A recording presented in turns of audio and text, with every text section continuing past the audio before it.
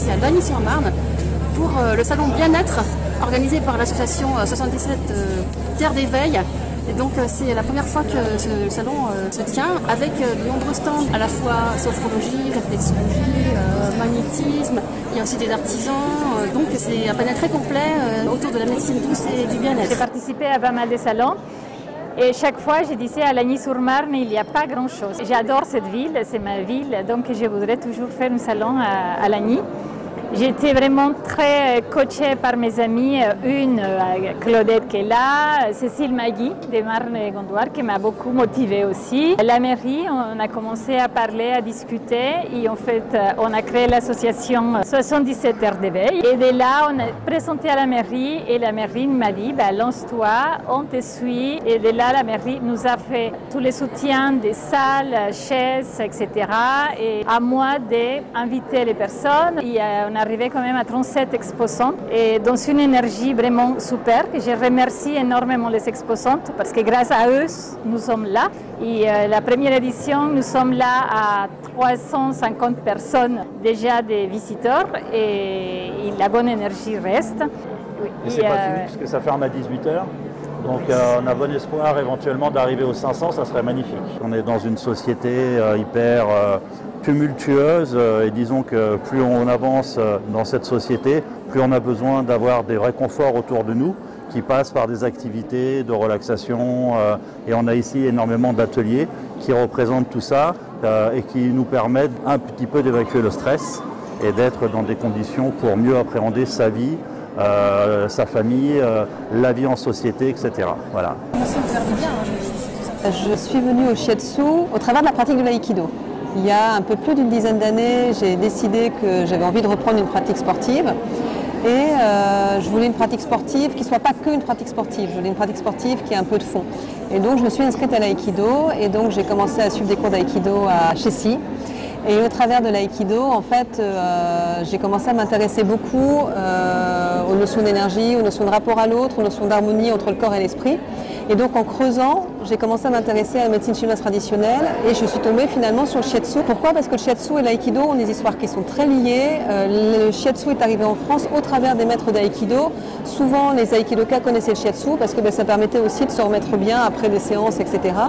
Et on a donc une proximité très importante entre le shiatsu et l'aïkido. Et quand j'ai découvert le shiatsu, j'ai décidé de m'inscrire en fait à l'école, à l'Institut français de shiatsu, qui est une école qui a été fondée par Michel Odoul. Donc Michel Odoul, lui, il a suivi l'enseignement d'un maître qui s'appelle Nagazono et il a décidé de fonder cette école, l'Institut français de shiatsu. On apprend le shiatsu, mais on peut aussi apprendre la réflexologie et on peut aussi apprendre l'aromathérapie avec une approche qui est assez particulière à la vision de Michel Odoul, qui est l'auteur d'un livre qui s'appelle « Dis-moi où tu as mal, je te dirai pourquoi », qui est qu'on intègre aussi des notions de psycho-énergétique, c'est-à-dire qu'on part du principe qu'il n'y a pas de mot du corps sans mot de l'esprit et que les deux sont très liés et que ce qui va être intéressant, c'est d'arriver à une harmonie globale entre le corps et l'esprit et qu'en amenant la détente du corps, on amène la détente de l'esprit et vice-versa. L'intérêt déjà de l'aïkido pour moi, c'était de gagner en assurance. C'est-à-dire que l'aïkido, c'est une pratique martiale qui ne vise pas la compétition. Il y a plein de courants d'aïkido, comme il y a d'ailleurs plein de courants de shiatsu. Et le courant d'aïkido dans lequel je suis travaille beaucoup sur le rapport à soi et sur un travail personnel. Et l'autre, en fait, dans la relation qu'on a au cours des phases entre guillemets d'affrontement, donc des randonnées, c'est pas un autre qui est là pour qu'on le batte, c'est un autre qui vient nous amener quelque chose et sur lequel on va pouvoir travailler. Et tout l'intérêt de l'aïkido, c'est de pouvoir apprendre à ajuster sa réaction à l'autre. Des fois, on surréagit à ce que l'autre nous amène et des fois, on sous-réagit à ce que l'autre nous amène et donc on va travailler par rapport à ça. Et en fait, dans le shiatsu, ça va être la même chose, c'est-à-dire que moi, il faut que j'ai une approche neutre par rapport à ce que la personne qui vient me consulter va m'apporter et que je ne sois pas en surréaction par rapport à ce qu'elle va m'apporter, que je vienne lui apporter le juste massage, la juste profondeur, la juste pression qui va vraiment lui permettre de se détendre. Bon, je vais tester pour la première fois de ma vie la réflexologie avec Patricia.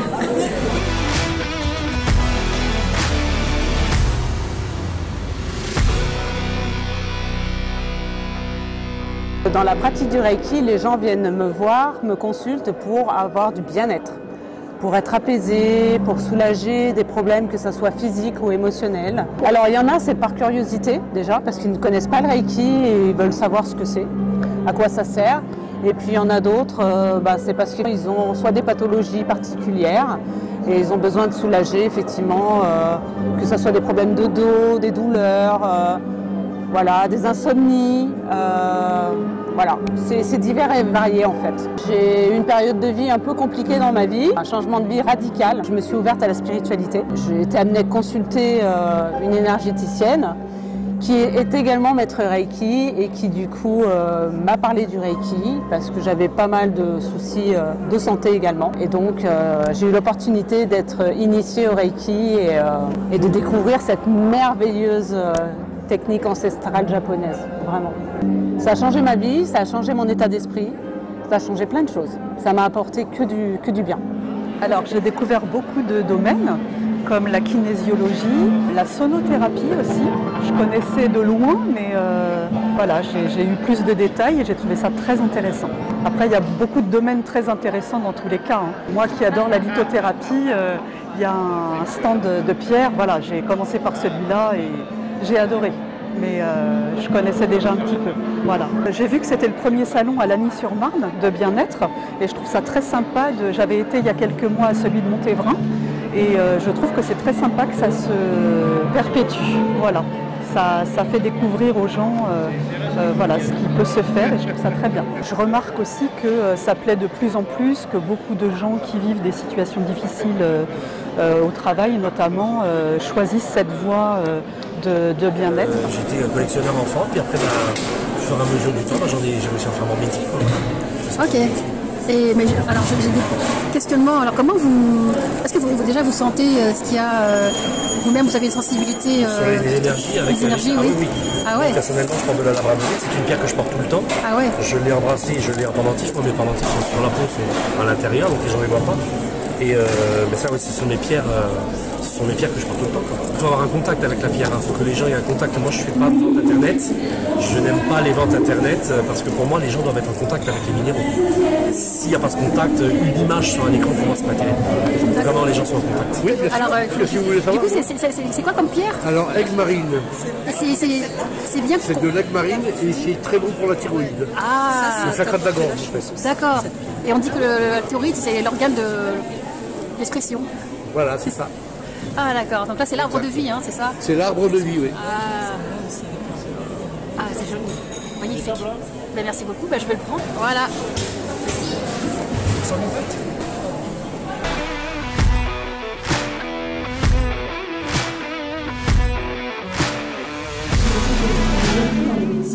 Dans les médecines douces, c'est que les émotions sont liées aux organes. Donc à partir du moment où on touche les organes, ça fait partie de la médecine chinoise aussi. Je suis installée depuis l'an 2000 à Lagny. En général, les gens viennent me voir pour tout ce qui est problème de dos et d'articulation. Au cabinet, je m'occupe aussi de tout ce qui va être entorse, tendinite, troubles mécaniques.